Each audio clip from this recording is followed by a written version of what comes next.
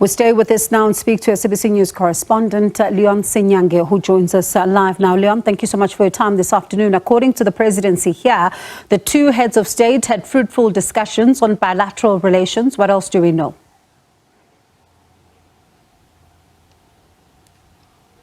Well, absolutely. It's been a fruitful discussion, like you say there. But critical to this is that the two heads of state had a wide range of things to discuss, and that specifically the political situation in South Sudan and also the security situation in the Democratic Republic of Congo. Now, specifically to the Democratic Republic of Congo, President Ramaphosa and President Museveni have committed themselves towards pursuing peace and stability within the eastern part of the Democratic Republic of Congo. Now, the two states have forces and have deployed forces in that part of the DRC.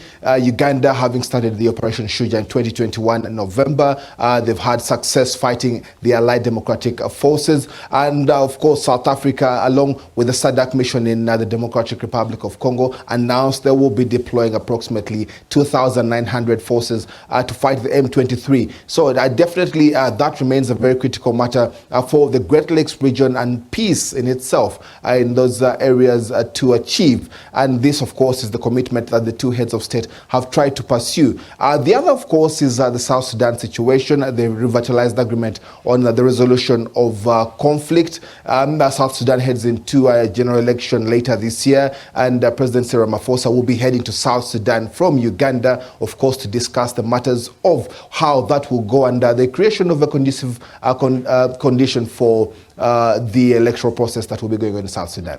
And especially we talk about South Sudan, Leon, that situation there unfolding is quite desperate, and there's been a lot of talk even as well about just how much coverage it's also not still receiving, but at the same time there's not an accelerated pace to also try and resolve the tensions there.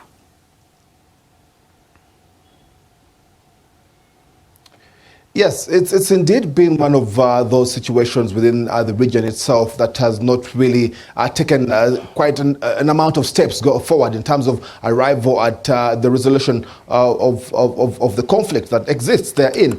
South Africa chairs the African Union high-level ad hoc committee that is mandated to support South Sudan in the transition process. So, of course, now it's very obvious as to why President Cyril Ramaphosa will be heading to South Sudan to see how the electoral process will go. There has been the polling and tagging within South Sudan at the arrival of the conditions of the electoral process. So whatever way it may manifest, many hope that it should be able to manifest better in terms of arrival at a political transition and even still a governance system that offers peace in that particular country.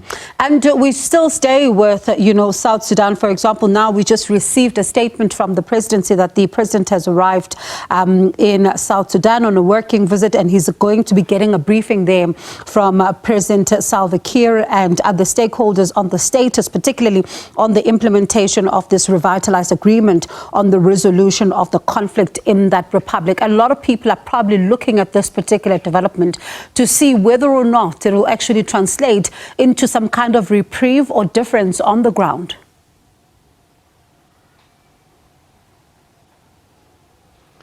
Absolutely. There is indeed a desperate need to arrive at peace. And again, like I said earlier, the end of the conflict that exists within South Sudan.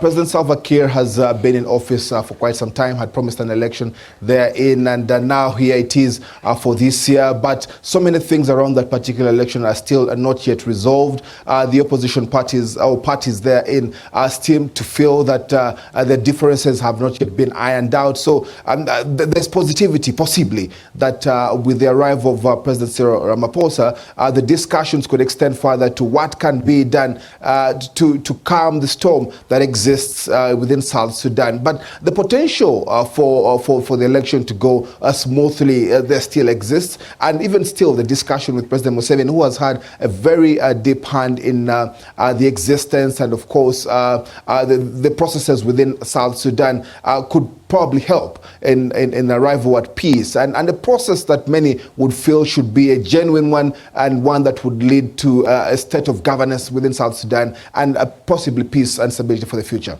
It'll be interesting then to see these developments and just hear exactly, what kind of briefing does the president, that's President Cyril Ramaphosa, they get about the status there of the implementation, but also, look at a deeper level at what's going on the ground. But thank you so much for that update. Do appreciate it. That is SABC News correspondent Leon Ssenyange.